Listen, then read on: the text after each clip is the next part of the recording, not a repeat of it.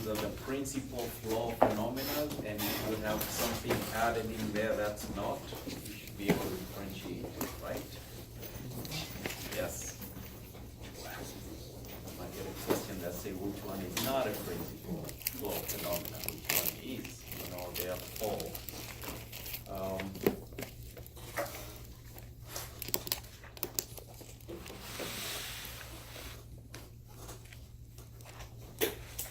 Then some of the characteristic, for example, characteristic of principal flow phenomena where velocity is greater in the center and slower at the walls.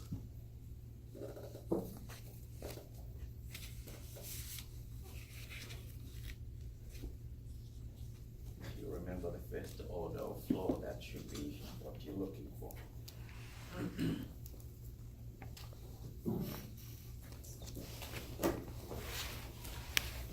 Then which of those flows represented where velocity across the vessel changes erratically or changes dramatically? You remember?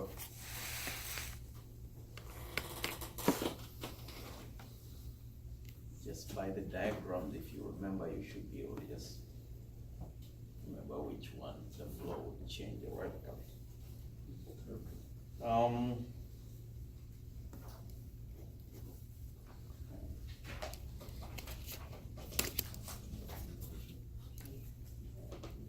Now, which phenomena where the nuclei, and we're talking about these obviously moving nuclei, where they receive only 90 and not 80 of the rephase? What is that condition? They receive only either the excitation and they do not receive the rephase 180. What is that phenomenon?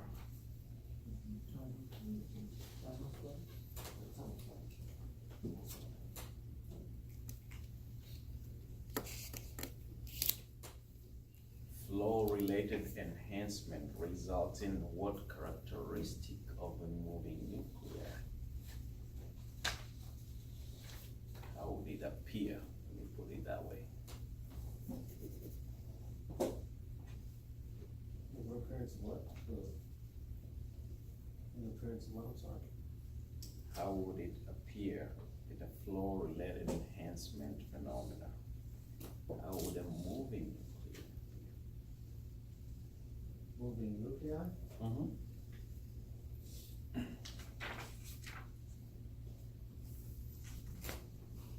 Then you have to remember what are the factors that affect time of flight and what factors do not, in case you have a question that is asking you to differentiate.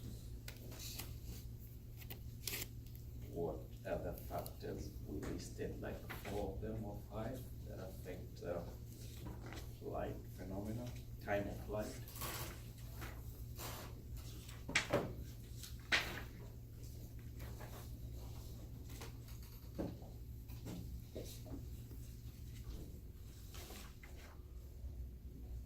What kind of signal does time of flight produce?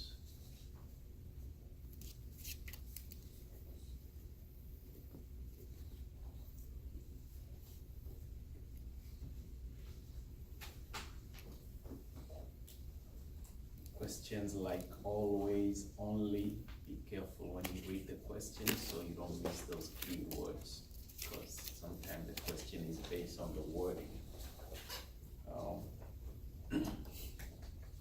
Especially when you have true or false questions, make sure the statement really reflect what it is, otherwise.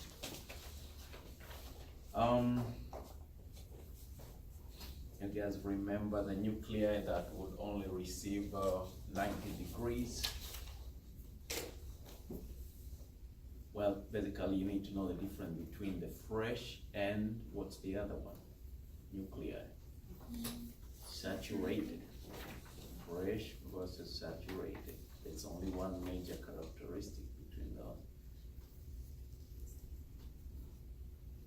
Fresh nuclei, saturated.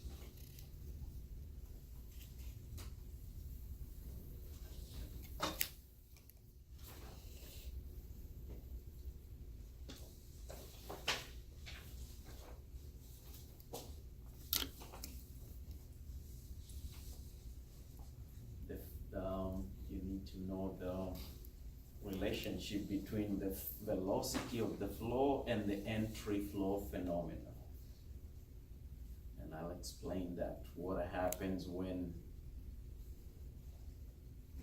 the entry flow phenomena decreases. What happened? Let's put it down. Decreases, you said? If the flow increases, what happens to the slide phenomena increases? If the velocity decreases, what happens to the entry flow? That's nuclear. Yeah, because there is a direct relationship, right? Always remember these phenomena are kind of negative, not most desired. You know, the faster the moving or the flow, the more the effect. So increase velocity, increase phenomena, decrease velocity, decrease phenomena. That's always good. Oh, we talked about intravoxel dephasing. Depends on the degree of what? Intravoxel dephasing. Think in terms of turbulent flows.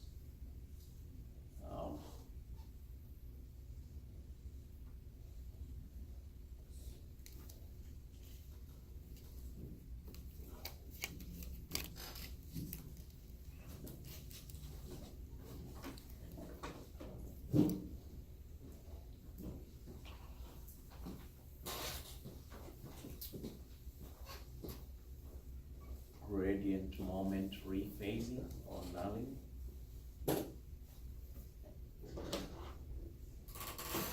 What is the purpose of that? Think in terms of compensation for flow. So it is basically a flow phenomena compensation. That's what we use for compensation.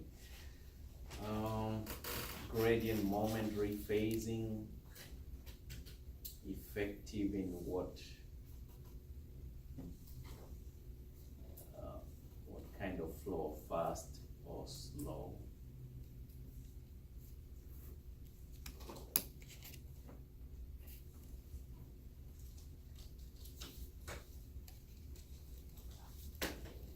One of the disadvantages you may recall of gradient is that it's not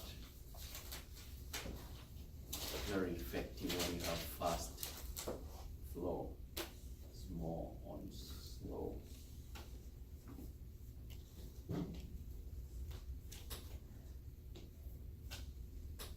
Spatial pre-saturation.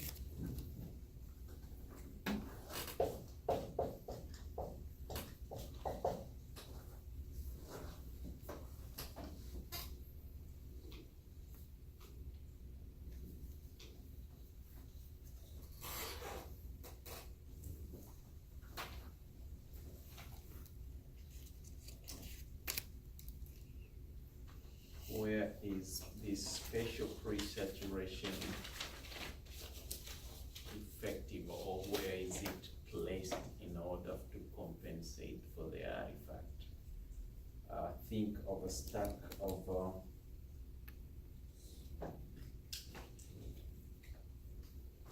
you have a flow and imaging stack.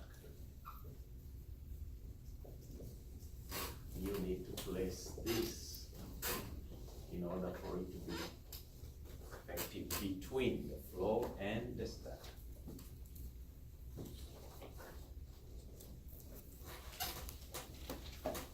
Well, basically giving you the answer for that question. Could you repeat that? Where do you place the spatial preset? What? Between the flow and Spatial image. pre-saturation.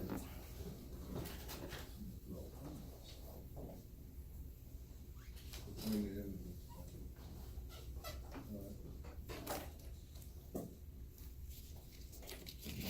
That's that.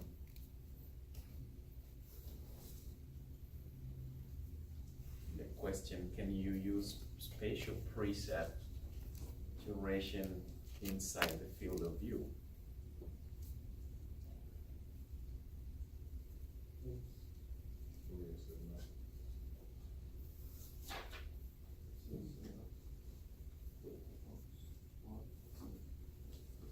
Basically, special presaturations are not used inside.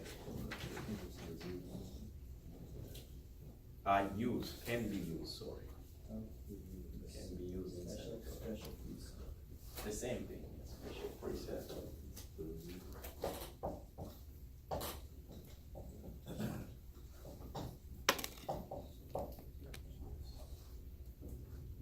That one's tricky because we're placing it on the edge of the field of view.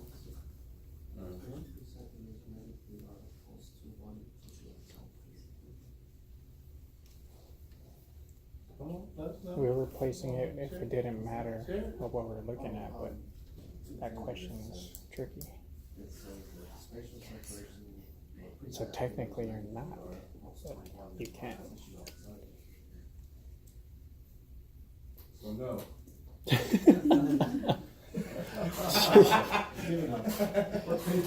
Good job. That's it now. So the question is, can it be But it makes used sense, inside Mm. the field of view or not inside the field? That's- No. Outside. Look at that. Gotta be outside. How come you don't give us the answers? Let's talk about the answers and why they are those. Read and study about chemical shift. What is it?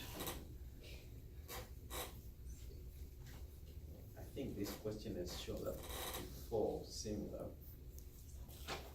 And we talked about the frequencies of what the two major tissues that we're concerned with. That. What? What about fire and water? It's the two major tissue we're concerned with. What's not? Hydrogen. What's not common about those? Relaxation times. And Different normal frequencies. frequencies. Because they process at different frequencies. Right. That's a big That's difference. faster. So when you talk about chemical shift, you're talking of chemical shift, an artifact that happens because water is processing at this frequency and fat is processing, and at the interface, they occur an artifact because of that. That's what chemical shift is all about. That's a solver. A shift. Not a gradient, huh?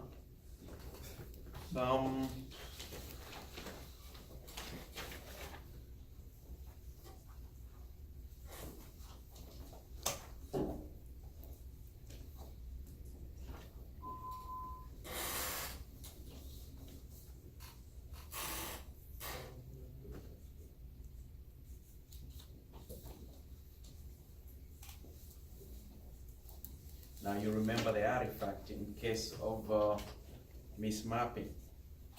The direction of the phase encoding can always be determined when you look at the image. You remember, in case of phase,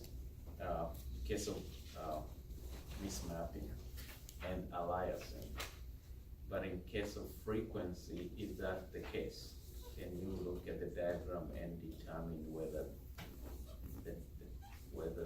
and determine the direction of the frequency encoding? You can determine that on phase, mismapping and aliasing. You can determine the direction of the phase encoding, but you cannot determine the direction of the frequency encoding. So those are two separate questions. You have to be able to remember the difference. If you look at the diagram we did for mismapping and aliasing, just by looking at the diagram, you can determine this is the direction of the phase encoding. You cannot do that with the frequency encoding.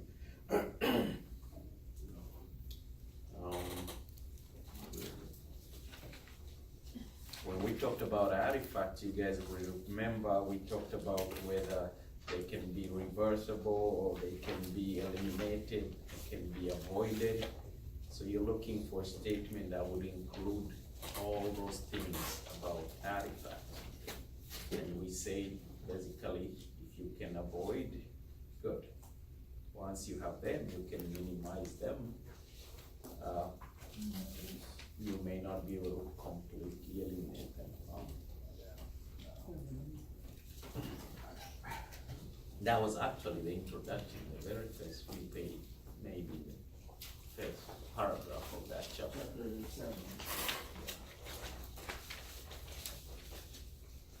How would the phase mismapping appear? Aliasing, how would aliasing artifact appear? How would the chemical shift appear?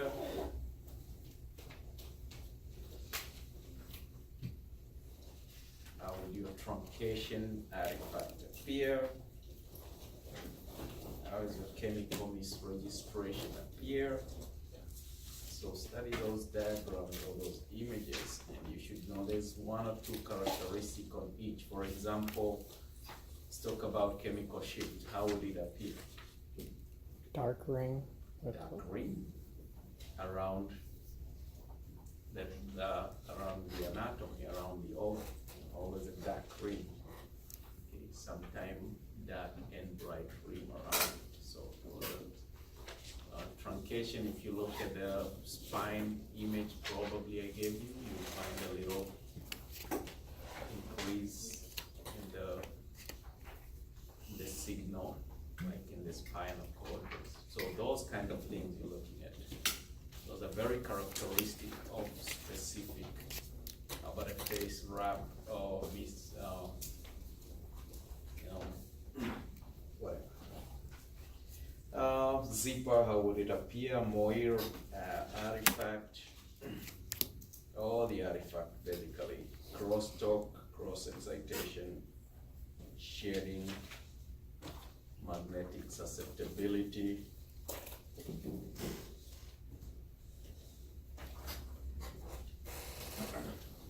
Causes of Moir pattern. What causes?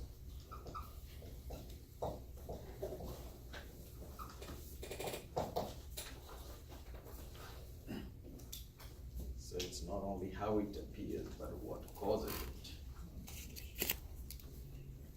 Causes of shading, causes of zipper, causes of cross excitation, causes of magnetic susceptibility, truncation, chemical misregistration, chemical artifact, aliasing. So all the artifacts, how they appear, and what causes them. Usually it's a one-liner thing. It's all causes and appearance. And appearance, yeah. Because ideally another form of a test would have been matching how they appear and matching the causes. So you have 1, 2, 3, 4, 5, 6 artifacts or 7 artifacts, and then you have to pick one. In this case, you will have A, B, C, D. You just pick one of the causes. That's it. So those are easy, only 20 points right there. One of the causes, I think the picture will be easier, you know. Yeah, but then printing how many 10 pictures? But in reality, that's what we're gonna be looking at, pictures. Good, so now when you go there, you look at the image like, ding, that's what it is. Well, basically, you're gonna be studying the picture, which is the key. Yeah.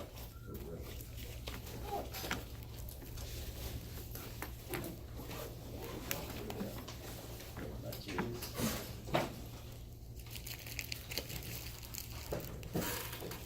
Yeah, actually, this exam is based on all, so. let me see it. This is it. The last whole portion is basically the remedies for those artifacts. That's it. How many questions, that's the whole Appearance, chapter. causes and remedies. How many questions That's are the whole those? chapter. That's fair, that's a fair question. How many questions on, There are 50 questions. how many questions on artifact? You figure that out.